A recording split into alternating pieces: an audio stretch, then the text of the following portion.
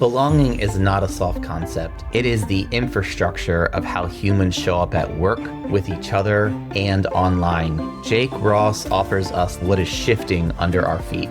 Algorithms trained to agree with us, a tech industry building interpersonal products from deep inside isolation, and a culture slowly losing its public third places. If you lead a remote team or an inclusive culture strategy, Jake names what the next 5 years will actually require. Hello, friends, and welcome to I Know I Belong When, an innovation, unbiased production where bold voices, curious stories, and authentic impact amplify knowing that you are invited, seen, heard, and needed. Our conversations go from the boardrooms to the break rooms, from the sidewalks to our living rooms, from our relationships to ourselves. We explore the full spectrum of belonging, the joy of being seen, the pain of being left out, and the courage it takes to build spaces where every identity is welcomed, valued, and loved.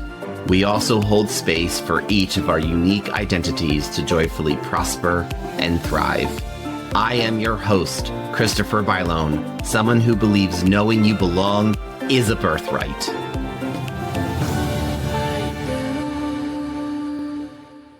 Friends, you already met his father, and if you listened to that episode, you know the bar is high. So let me tell you about the man who did not just inherit the mission, he built his own lane inside of it. Meet Jake Ross. Jake holds a bachelor's degree from UC Berkeley in interdisciplinary studies, because why just study one thing when you can study the underneath of all things? His focus? Psychology and sociology of belonging. Then he took that foundation to the University of Pennsylvania, where he earned his master's in applied positive psychology with a thesis literally entitled Building Belonging, not a metaphor, a mission statement. He is the founder and CEO of Belong Together, a consulting practice working with communities, community leaders, and teams on building cultures of belonging from the inside out. Workshops, public speaking, event production, Jake does not just talk about belonging, he architects it.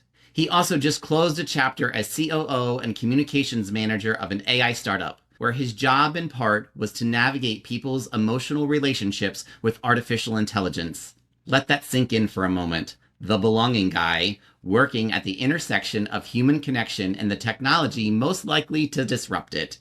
And he co-authored the second edition of Everyday Bias along his father, Howard Ross, who you met right here on last week's show. Jake's mission was to have the next edition tackle all things social media, AI, and the bias baked into the systems we scroll through every day. He is not just a contributor. He is proud of that work, and after you hear him today, you will understand why. Now here's where it really gets good. Jake plays the banjo. He organizes events, gatherings around live music, concerts, jams, circles of people who show up to feel something together. And when he's not doing any of that, he's building Legos. Yes, the CEO of Belong Together, banjo player, applied positive psychology scholar, former AI startup COO, builds Legos. Jake, the room does not just have a seat for you. The room was designed with you in mind. Welcome to I Know I Belong When. Thank you, Christopher. It's a real pleasure to be here. I appreciate the broad breadth in that introduction. There are a lot of facets, and we are all of the things. We are who we are in our deepest authenticity. We are who we are for others. We are who we are in front of a room. We are who we are behind closed doors. And I always appreciate Absolutely. when the who we are encompasses all of that. Well, absolutely. I mean, we live at the intersection of our identities, right? And I think one of the things I have learned in almost my 45 years on this planet is that there is not one salient identity we have at any one time. We are a combination of a lot of things. And so to talk about only one aspect of one person's life really does you an injustice, right? And also, thank you for the richness that I got to write your bio, because sitting down to write this, I was like, man, who is this person and can I be him, please? I love it. I love it. And, you know, it's fun when we talk about the intersection of identities because I think I was actually just in a conversation this morning with a teacher who I really admire very deeply, Sonia Lubomirsky, who also has a book out that y'all should check out. It's called How to Feel Loved. Super cool. But I was just talking with Sonia this morning, and what we were talking about is how the Lego thing actually has so many deeper layers of identity behind it, and that there's this quality to it that really helps me do the work that I do, which is that it's not just that Legos bring me joy, it's that the joy that Legos bring me also brings me joy because it's kind of like a Peter Pan reclamation thing of this is me refusing to temper who I am in the face of a world that prefers that I do so. And because of that, I get the incredible opportunity and gift to be able to bring that fierce authenticity to communities where we're stimulating these conversations of belonging and real representation and being seen and understood by those around us. So for me, my collection of Legos isn't just something that makes me giggle or drains my bank account. It's actually something that helps remind me of why I do what I do.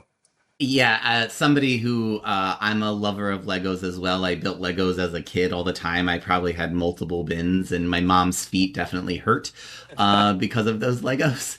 But even in my adult life, I took up coloring books. And when I was working in New York City and I was on the train for an hour into the city and I needed something to do, and I decided that I was not going to scroll Facebook all the time or I wasn't going to do work. I needed something just to zen out. And so I would whip out a coloring book and I would color. And let me tell you, the people around me looked at me like I was a little cuckoo for Cocoa Puffs, right? And I was just like, no, no, no, this is me. I'm having fun, and because it allowed me to zen out and it allowed me to be me, right? And just like completely just check out from the world and allow my brain just to kind of relax. And so I imagine that's what Legos do for you as well, is just to help you kind of just let your brain go and just kind of be in the moment. Absolutely. And aside to that, one of my favorite inspirational videos is you said "This Is Me." I'm not sure if you've ever seen the video of Kayala Settle singing "This Is Me" from The Greatest Showman in the No. green lighting workshop. But to you and any listener who wants to have a pretty powerful happy cry. If you look up Kayala Settle singing "This Is Me" from The Greatest Showman for the green lighting workshop, it's one of the things that I listen to or that I watch when I need a reminder of how powerful it is to stand in that claim of this is who I am, listen to it. And, the choice is yours to be with me as who I am, but this is me. Yeah, so I think for me, my song is either Proud by Heather Small or I Am What I Am by Gloria Gaynor. Mm, Those are probably the two songs that I go to when I need to kind of reclaim my space and understand. So thank you for that. Okay, we need to get into let's this do it. real conversation.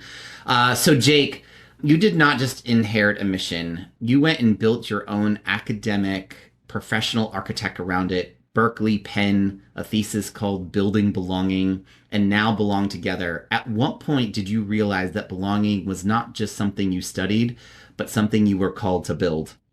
It's funny. It actually started out the opposite. It started as a thing that I knew I wanted to build. And when I came back into Mm. academia after leaving, so I left school when I was 20 for some mental health reasons. And I found myself in a community where I had this experience for the first time in my entire life of feeling like I belonged no matter who I was or what I had done, who I had been, just that by virtue of being there myself and wanting to be better and get better and heal in community, that I belonged. And it so transformed my life that I went back to school in community college and started studying psychology. And when I transferred to Berkeley as a third year, I got there with this intention of studying, I think I came in studying rhetoric because the idea of the specificity of language as a way of communicating belonging and connection was something that really meant a lot to me. But I got to Berkeley and it was my first semester. It was like my first class, I think. I took human happiness with Dr. Dacker Keltner, who is a mentor and was my thesis advisor and someone who I really, really admire. And he demonstrated to me in that class that the belief that I had in the inherent good in people and in people's deep well of, I guess inherent is the right word, deep well of inherent lovability and desire to do good in the world. He demonstrated to me that that was a career strategy, that optimism, compassion, and love for mankind are something that I can build a career on. And so starting, it was so funny because I think in that first class, I looked up if there was a master's degree in positive psychology. I remember I was sitting there with my computer taking notes and I did a quick Google. I was like, is there a program there? Because it changed my direction completely. And so Dacher Keltner is one of my deep inspirations and an amazing guy. So kindred spirits, because you are somebody with a plan and you go tackle that plan. That's right. So definitely understand it. You knew what you wanted to build from day one, and you set a path forward to make sure that you could. So I totally feel you on that one because I do that all the time. Okay, so you just closed a chapter as COO of an AI startup where part of your role was navigating people's emotional relationships with artificial intelligence. Now you're running Belong Together full time. What did that season in tech teach you about belonging, and what did it confirm about the work you knew you were always meant to do? It's a great question. What did working in tech teach me about belonging? It's really interesting. So I started off, or well, I should say, the company started off when I got there as a health tech firm. And it was working on an AI system that would help amalgamate electronic health records for people so that they could relate in a more palatable way to their health history and prepare them better for speaking with their doctors. And it was really cool because my work at that time was to relate to the patients and help them relate to the artificial intelligence, which was really interesting. I mean, there's a bunch of layers to it, but basically it was super cool because what I got the opportunity to do was work with people who I historically haven't surrounded myself with. People who think much more in numbers and code and binary.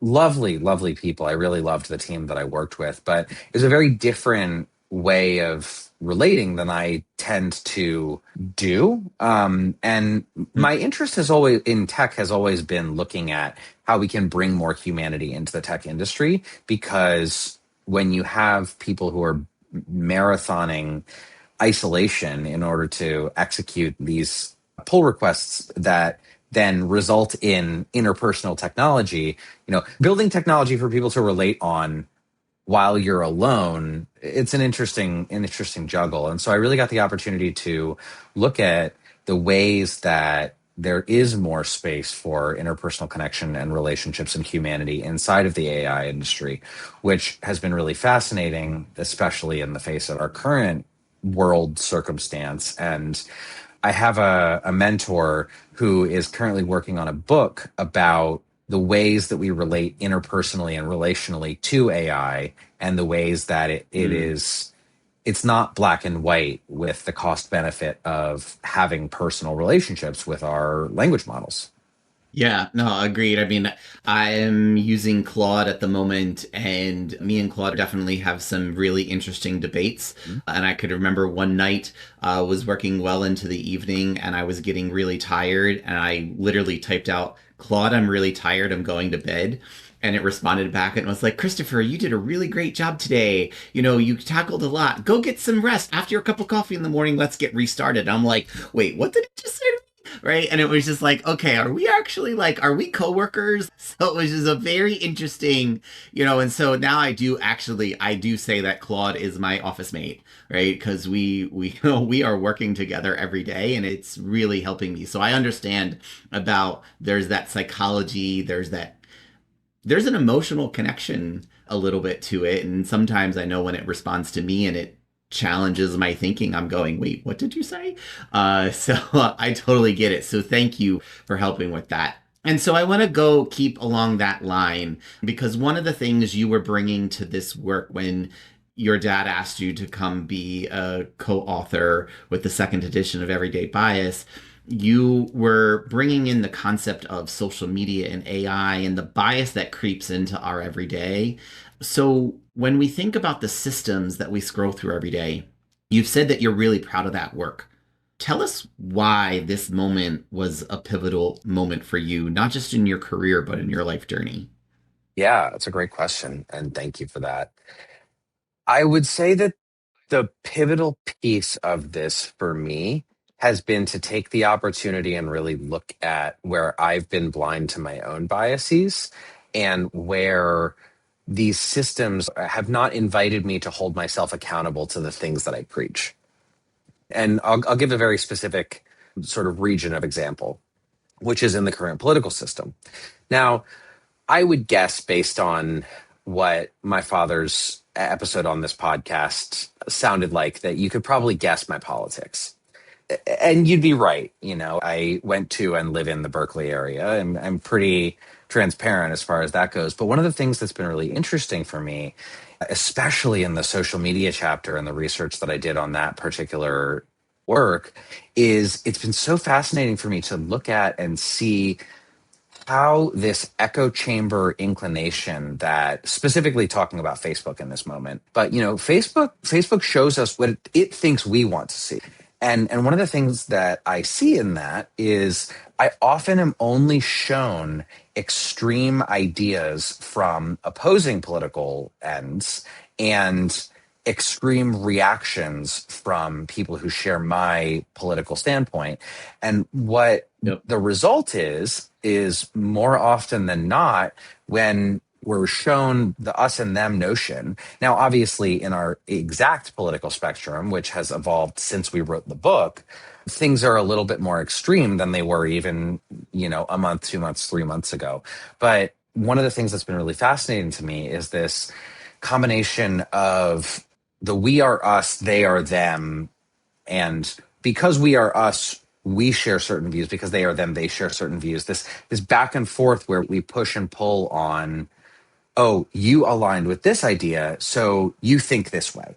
And because you think that way and you align with that idea, I'm not like you because I'm aligned with this idea. And so people like me think this way. Yep. And the result is that we don't talk to our neighbors anymore. The language that's used is so dehumanizing because it has to be, because we don't sit down face to face anymore. Robert Putnam wrote, I mean, gosh, he wrote the first edition of Bowling Alone, I think in 2000, maybe 99. And at that time, he was talking about the death of American third places, the loss of these low barrier to entry spaces where we can encounter people who think differently and have civil discourse with them. Places like libraries and coffee shops and public parks where we just encounter people. Because the fact is that between our over digitalization, our AirPods, which the irony, of course, that I'm wearing them, and the fact that we would rather isolate ourselves into the pockets of community that are aligned with us rather than challenge ourselves to have these difficult levels of discourse, we are so quick to other people who don't actually who aren't actually that different. And so Yeah. one of the things that's been really interesting with the social media conversation is looking at how I, as somebody who struggles to, consume the news and gets stuck in doom scrolls, I have a lot of judgments about people who don't deserve those judgments, who have very baseline political ideas that are at a very baseline different than mine, but whose humanity is something that up until recent years I have historically valued much higher because of that inclination of bias. And so it's been really interesting to look at the practice of social media as separating us because it thrives on our attention. Hence the title of chapter 6, The Cost of the Attention Economy. I really appreciate that. And as you were saying this, what was replaying in my head is that a past life I had, I worked in residence life in universities. And two things. One, I could remember when I would have to talk to roommates and it would have been like, did you talk to each other? And they're like, yeah, we talked on instant message. I was like, no, no, no. Did you actually have a conversation? Right. And then the other thing that was such a fad back in like 2006, 2010 time was people who had these AirPod parties where they would come with their headphones and they would all have their own music and they all would be dancing to that in the same room. And I'm like, what is this? Like, what? And I thought to myself, what has our society become that we're having a party and everybody's listening to their own music. And that was in 2008, right? Now, fast forward almost 20 years later, and how much that has spiraled into our own echo chamber, right? And we are not listening to what other people want. I mean, I even think just my own Spotify account, right? It's very interesting that I argue is like, you can't listen to, I say to my boyfriend and my son, you can't listen to your music on my Spotify because you're going to ruin my algorithm, right? Like, no, no, no, no, no. Right. So like we've gotten into our own echo chamber. So I totally get that. Okay. Well, we could be talking about this topic for hours because it's fascinating. Probably a whole nother podcast. So maybe there's something there, my friend. So I want to get into the segment that we call We Say Names. Because for me, names are important. My listeners on the show will know that we talk about people's names all the time. And so your legal name is Jacob Michael Ross. Yet the people who know you, love you, move through the world with you call you Jake. There's something there that's really interesting in that living space between the formal name that carries the weight of lineage and legacy and the name that says, this is who I actually am in community. So tell us about that. Yeah, I love the conversation of names. And it's one of my practices is to try and learn the names of the people who matter to my loved ones, grandparents, cousins, etc. Particularly, I come from a Jewish lineage, and so in the Jewish tradition, we are named after someone who's passed. I'm not practicing, but it is part of our cultural heritage. And it's funny because when I was a kid, I was Jacob for like 5 minutes, and then I was Jake. Now, my mother's family has a prodigious tradition of nicknaming. So I have been any number of funny named things in with my from my mother and her brothers and her parents and so on. But I've always been Jake. And it was really interesting because I tried Jacob out at one point a few years ago. I was looking for work and someone suggested to me that it's an expression of privilege to use a nickname when you're looking for work. And so I switched to Jacob and it was so not it. It was just, it just Right. didn't fit. And people would call me Jacob and I wouldn't even know they were talking to me. But it's really funny because I had something happen that was very similar, which is that my father's father was named Jack. And my whole life, I only ever knew him as Jack. And in my head, Jack is short for Jonathan, or it's just Jack, you know? And so it never occurred to me because I'd never heard Jack as a short name for Jacob. And Mm. his name wasn't Jacob in the way that mine wasn't Jacob. And my dad always told me I was named after him, but I didn't realize that I was named exactly after him until very recently. My brother did a 23andMe and he sent, or I'm sorry, Ancestry.com. And he sent me the lineage chart and it showed that my dad's father was named Jacob. And I had no idea because when we talk Wow. about the way that the name is who we are, he was Jack and I am Jake, Mm. but we're both Jacob. Mm. What a poignant way to talk about one lineage, right? Because you're connected to your grandfather by having the same legal name, but your identities were very different because of the names that you've claimed for yourselves. And so, what a really powerful way to explore that dichotomy of what your name is on paper and what it is in community. So, thank you for that. I really appreciate that.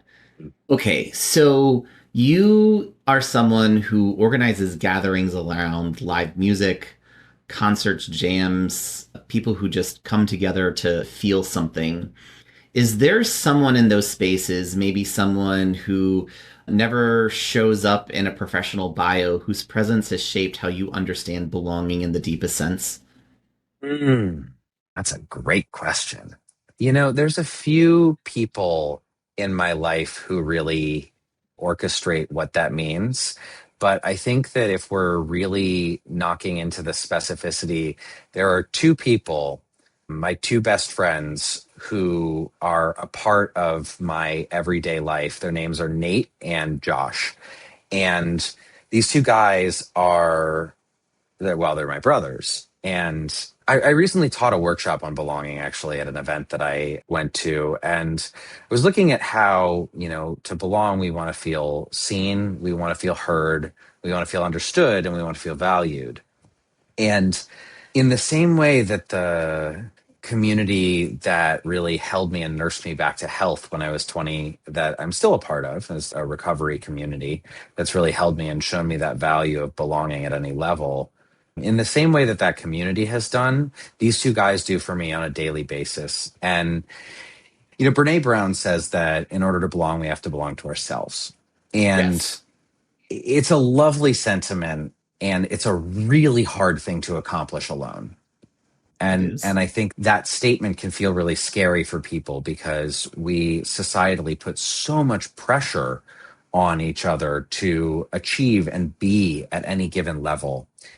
And there are many other people in my life who sort of fit that descriptor. And I feel incredibly blessed that I was raised by parents who were very open minded and supportive and loving. And I'm surrounded by really good, high quality friends, elders and peers and young ones. And I'm incredibly fortunate that my narrative in my life has been one where I have been given the space for deep authenticity. But if I have to zero in on an answer to that question, I would say these two guys are the people who I have the most spaciousness for authenticity with in my day to day life. And they're at all my events. And because of that, there's a certain level of who I am in a room is always okay because the people for whom I am me are there to hold and celebrate that. The people who see me the most in the way that I do, the people who are standing, looking back in the mirror at me, when they're in a room, I know I'm fine. That's beautiful. Thank you. Thank you for that. And hopefully your brothers are listening. And so we're holding space for you too and appreciating you, what you have done to build a culture of belonging around you. So thank you for that. Okay, so I want to start getting into the moment that you knew you belonged. So you wrote this thesis called Building Belonging, which means you have thought about this more rigorously than most people ever will. However, take us out of that academic frame for a moment. What specific personal moment where you felt belonging so completely that it became living proof of everything you've been studying? I would actually have to say that that moment came before I even got into the academic study. Hmm? And like I said, it was sort of one of those things where it switched it back over, where my experience of belonging helped me realize that that was what I wanted in the long run. As I mentioned, I left school when I was 20 for mental health reasons, and I was not well. I was really not well. And I wasn't who I knew myself to be, or I wasn't able to hold myself to who I knew myself to be because I was so unwell and unsteady and really just deeply in pain. And I moved out to California to spend time in a recovery community where I still spend time. And there was a sense of, there was a very specific quality, right, that I had always longed for, was this sense that as somebody with really good intentions who really deeply wants to love the world and sometimes struggles to know how, especially in the face of my own mental health struggles, I had felt like I didn't have a place amongst people who were so skilled at offering the world what they meant to offer. And someone said something to me once. It was, we're not bad people trying to get good. We're sick people trying to get well. And it was this really beautiful experience that I had, that the good that I believed was inside of me, that I was struggling to access, I was in a room of people who believed it was there too. And Mm-hmm. it really, that was a transformational moment in my life where what I got was that it's not about being good enough to be in a group. It's not about being, in this case, sick enough to be in a group. It's not about any of these things. The notion of belonging comes when you and those around you decide that you are welcome. And inside of this community, that was the creed. You and those around you are invited to decide that you belong here simply because you do. I had a really interesting conversation with a friend last year regarding an event that we do together. And we were talking about the production and all of these things. And he said something that was totally cool and that really impacted. He said, the reason why this event is the way it is because we all decide and agree ahead of time on this sense of who we are going to be for each other for this night. And it's a beautiful experience in that context. But in the context of this community that I'm a part of at large, that's who we decide that we're going to be for each other in this whole context in this recovery community is we are for one another a place where you belong if you choose. And it was that notion that had me want to go and study these things and want to go and research and find ways that I could be a part of something bigger and bring this deep knowledge that I was gifted to learn from that moment in my life into bigger spaces where other people don't have access to that. You know, Yeah. people without mental health crisis don't have access to mental health crisis communities. Agreed. Agreed. I can sympathize with you as somebody who about a year and a half ago was diagnosed with clinical depression, and have been working with my therapist for a long time, to work through that. Something that you'll never be able to quote unquote cure or solve. It's something you live with and work with. And sometimes that depression creeps back in. I could remember about a month ago having a conversation with him going, so we need to talk about this, right? Like there's something going on and I can feel, and then we were able to work through it, right? And okay, remember the steps that we talked about and these things. And I was like, oh, yep, like all those things that we just learned that I did not put into practice in that moment, got to put that in. So completely understand. And that's also one of the ways that I also came back to Brené Brown about belonging to oneself, right? Because I was so focused on creating belonging for everybody else but me. Mhm. And it brought me back to being like, I actually have to create belonging for myself too. If I'm trying to create it for everybody else, well, Christopher should be able to have a place that he knows he belongs to, and it's got to start here. We can't pour from an empty Uh, cup. that is so true. That is so true, my friend. I say that all the time. Okay, so I want to talk about the process of writing the book with your dad. It was a collaboration that clearly went beyond the professional. Was there a moment in that process, a conversation, a disagreement, a breakthrough, where something shifted between the two of you that had nothing to do with the book and everything to do with belonging? Yeah, it was a pretty special process, especially because we've sort of evolved our interests alongside one another. As you know, the listeners who listened last week and anybody who's ever heard of Howard Ross knows his career trajectory has focused a lot on bias and diversity, equity, inclusion work. And it was really cool because a lot of the work on belonging and positive psychology has really taken the stage inside of the last like 10 or 15 years. I mean, Yes. there wasn't even considered a scientific definition of belonging until Baumeister and Leary gave it a psychological definition in, I want to say, 95. And that was when it really took the stage as something that was considered to be a concept in psychology instead of just a lofty idea. And so, as our interests have evolved in that direction together, we've been bouncing things off of each other for years, sending each other scientific journal articles, reading the same books, and getting to know the same people. And it's been really cool to get to develop those interests in parallel. But one of the things that's been the most amazing has been as we've embarked on this shared professional journey, we also get to we get to look at how we've evolved our father son dynamic in a lot of ways, and Hmm. both from the problematized part of it because he'll always be my dad, I'll always be his kid, you know, to a certain extent, of course.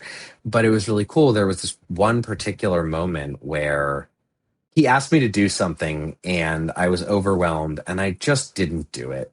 Then he got upset with me and I snapped at him and I was like, I'm overwhelmed. I'm this, I'm that, I'm this, I'm that. And I stopped and I called a mentor of mine and I talked through it with him. And he was like, you're not behaving like a colleague, you're behaving like his kid. Because if you were behaving like a colleague, you would see this interaction and you would realize that you were not in integrity. And it was this really powerful moment in the way that we hold our relationship where I was leaning on my role as his son as a way of being, taken care of in certain qualities of this. And I had to step back and allow myself to be held accountable as a colleague. And it was a really powerful moment to get to shift in that relationship where I got to remember that the opportunity was available because I'm his son, but it didn't happen because I'm his son. It happened because I hold myself to a certain degree of integrity and to academic and intellectual rigor, and because the stuff that I'm working on really lines up with him. Now, that's because it just so happens that somebody who is a professional role model of mine is also my father.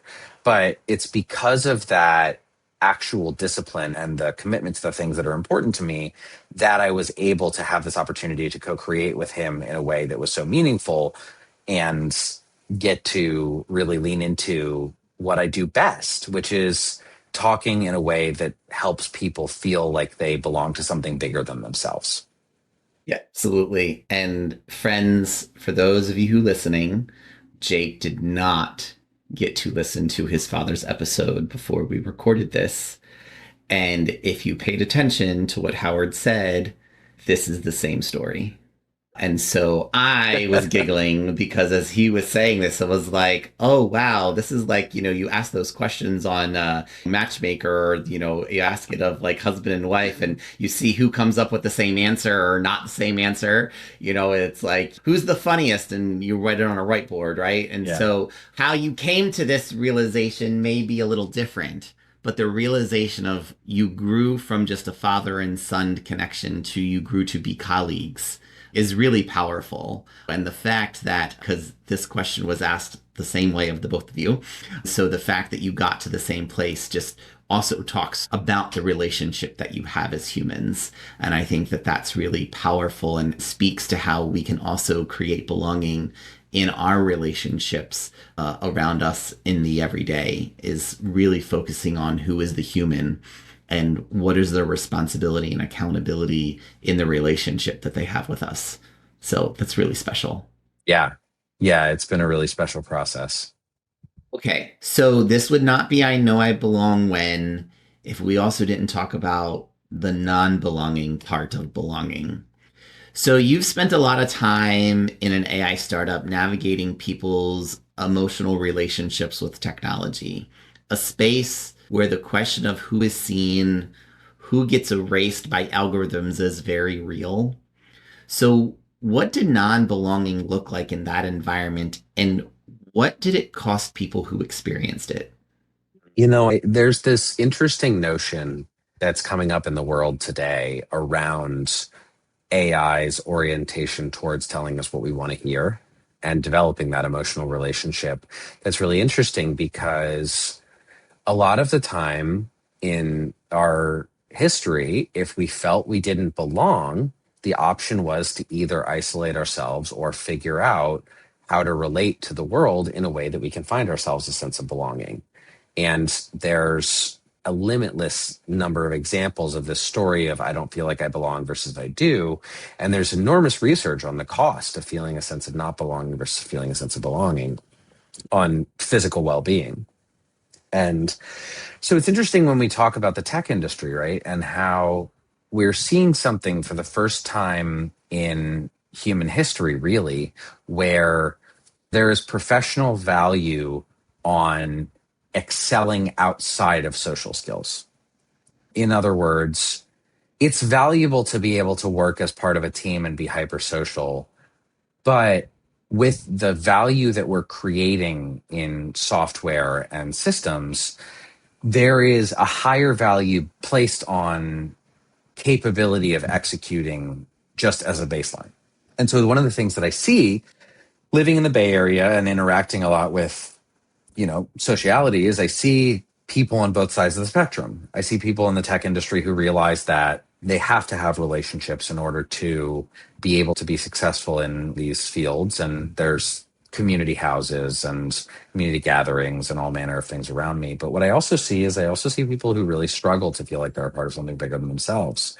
And historically, that would impede capability. But again, we're in a moment in our history where when people feel isolated but capable, they can find ways that that's amplified and that capability is rewarded, particularly in things like software engineering and, locking in and spending 20 hours coding instead of connecting with a team.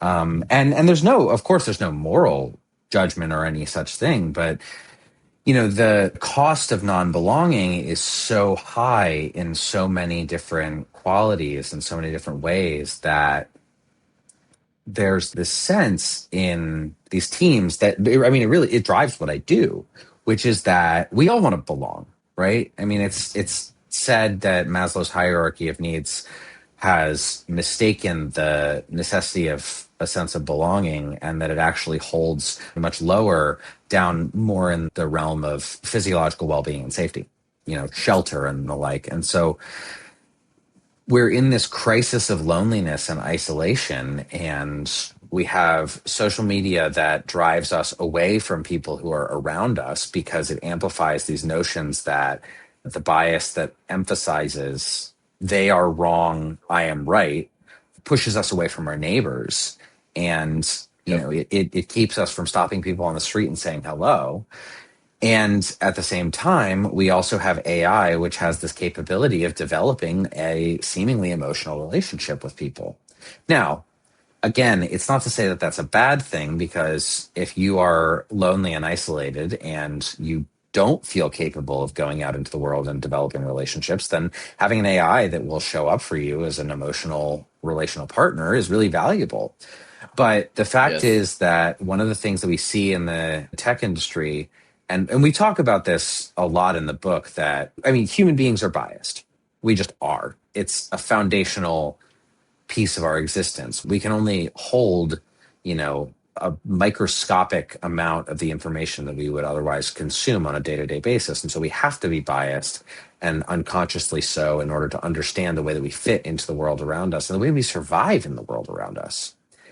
And the challenge is that people often don't realize that when we were building those systems, we are building that bias into the system. And if the people who are building those systems are lonely and are not connected to their broader self, then the influences of that loneliness and the way that we create a worldview based on loneliness and isolation then gets baked into these algorithms. And the result is that we have systems that operate basically in the way that they orient us towards the dopamine hit of feeling like we're part of something bigger than ourselves. Now, I don't know that answers your question per se, but what I do know is that relative to... No, it does. Yeah? It does. Cool. Yeah. I think it's just relative to that notion of, what is the role of belonging in the AI industry and the tech sphere in the world that we live in right now. I think the truth is that people actually don't see the impact of not feeling a sense of belonging, but they're building it subconsciously because who we are paints the glasses, right? What we experience paints the glasses. Absolutely, because I think one of the things that we forget is that as the world continues to shape us, our worldview is shaped by that world, right? And so if we're not challenging what is shaping our worldview changes before we even know it's changed, right? And so this is why I say that, stories shape systems and systems shape stories. And so we have to also understand that space in between those two phrases, right? And how are they impacting each other and getting to understand it. So this is the work in front of us, which leads me to this next question as we start to wrap up this conversation. So you are early in what is clearly going to be a long career in this space. Your father is 75 and still asking the same essential questions he was already asking a long time ago. just from a different vantage point. So, what do you want your relationship with this work to look like in 20, 40 years? What does sustaining belonging look like across a lifetime? Yeah, it's, God, I would love to get to 75 and still be as inspired by this as I am now. And I have hope that that's going to be my path. I really do, because this has colored every moment of my entire life, whether I've been aware of it or not. And when it comes to what questions do I want to be asking and what I want this to feel like 20, 40 years from now, one thing that my father does remarkably well that I model my relationships on is that he's incredibly good at tracking relationships. And, Bill Clinton is an example that's often given of this, how Bill Clinton has basically a photographic memory for faces. And he had this quality as a politician of being able to remember important details about people and help really, really make them feel like they're the only person in the room. Now, that's an aspiration that I have as a leader. But the aspiration that I have out of this career is I want to really hone the capability to hold a room and make sure everybody in the room feels like they are the most important person in the room, at least to me. Mm. And it's a gift to get to see even a microcosm of what that can look like, because the truth is I'm an extroverted extrovert. I am a golden retriever puppy. And when people are there with me, they are the most important people in the room to me. Anybody who I'm sharing that moment with is the most important person in the room to me, because I genuinely, deeply love being a part of humanity. And I love getting to be in rooms where people are curious if they belong and getting to tell them yes. I mean, it's funny, my slogan is "You belong here." My Instagram handle is the same. It's u.b.long.here. Me too. Me too. I Amazing. literally have cards that say you belong here, and I give them out to people, and it says, give this card to someone who needs a reminder that their bold, authentic self is welcomed, valued, and loved. Um, Incredible. I love that. Yeah, I'm still working on refining the website, but I have an image of a circle of folks holding hands that says "You belong here" in the middle of it.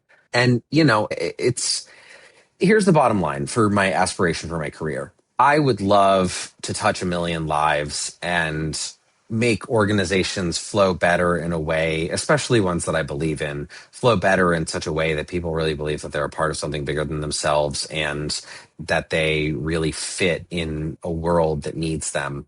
But at the end of the day, if I can help, I shouldn't say make, if I can help and invite one person to feel like who they are really matters at any given time, that's my life's work in action.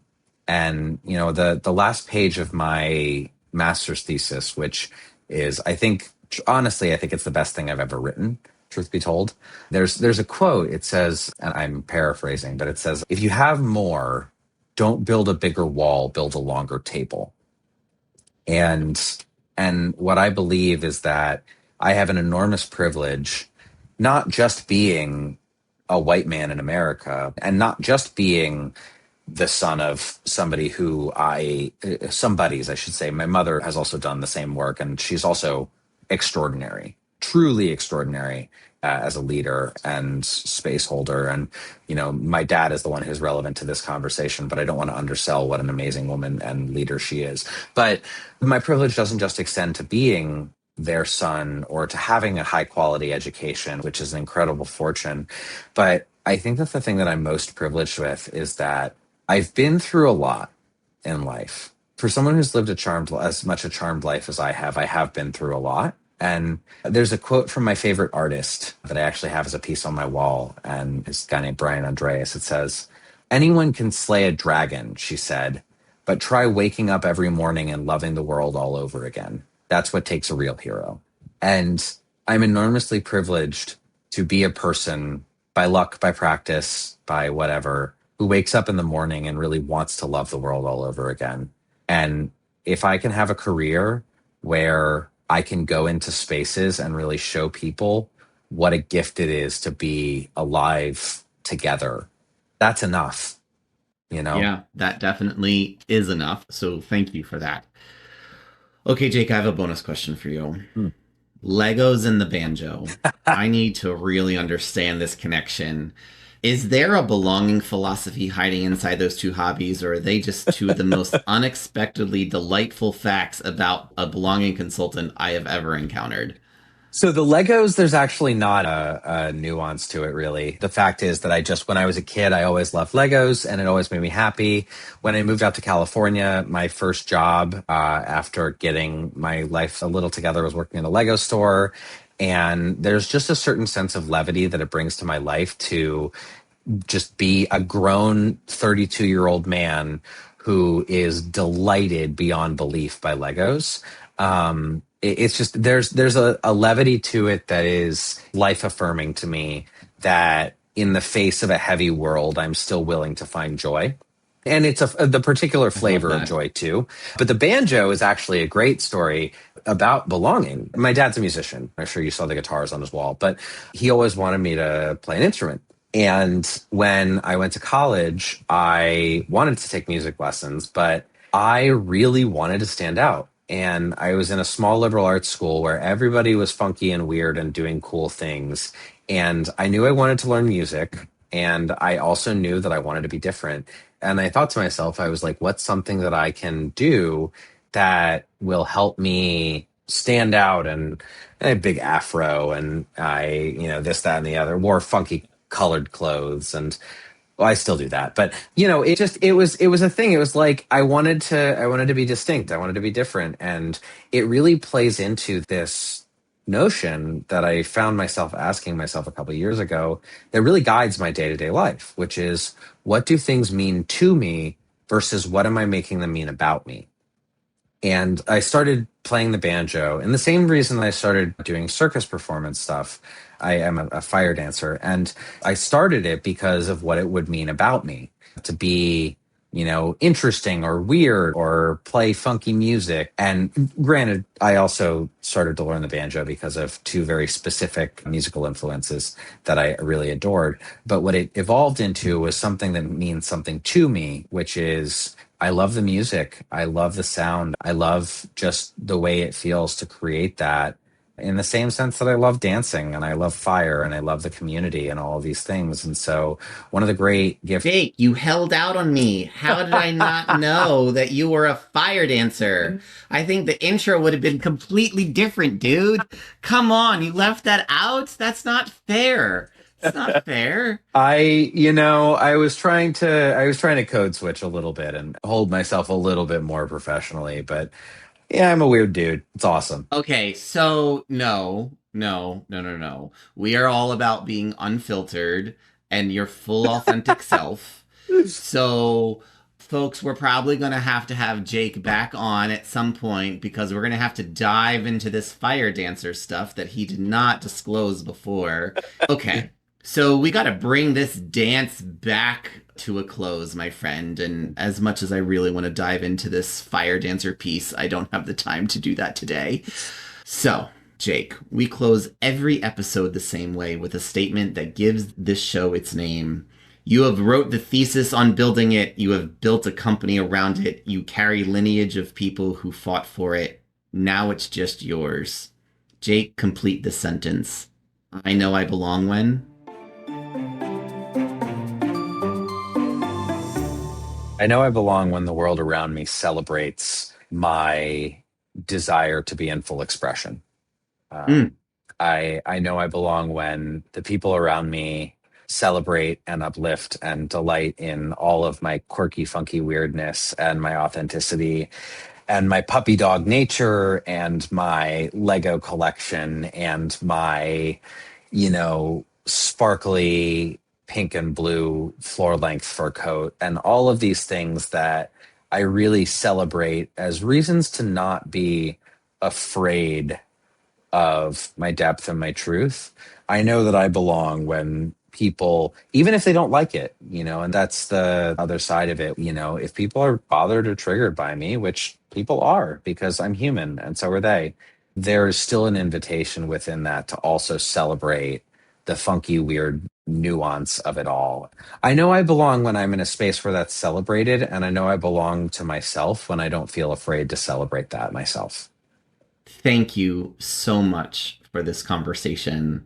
I am so honored that I get to be part of the book release process for Everyday Bias as somebody who read that book when I was a young and up and coming practitioner. And now I get to read the second edition, which is just, I'm waiting for it to come out. So thank you to both you and your dad for being on the show. It has been probably one of the highlights of my career so far. So thank you for that. Christopher, this has been an absolute delight. It's a pleasure to get to know you. It's a pleasure to speak with you. And it's a pleasure to have an opportunity to share about the thing that means the most to me.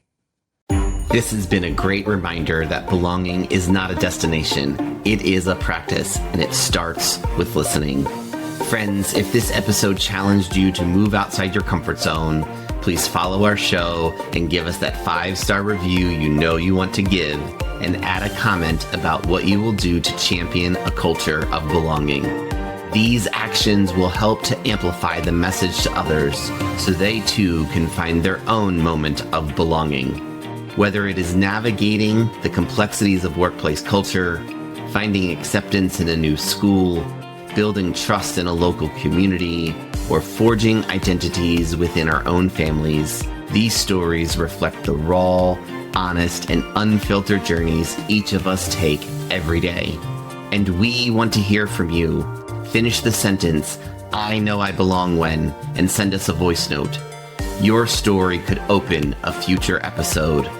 Thank you for listening. Know that your bold, authentic self is welcomed, valued, and loved. And until next time, remember, you belong here.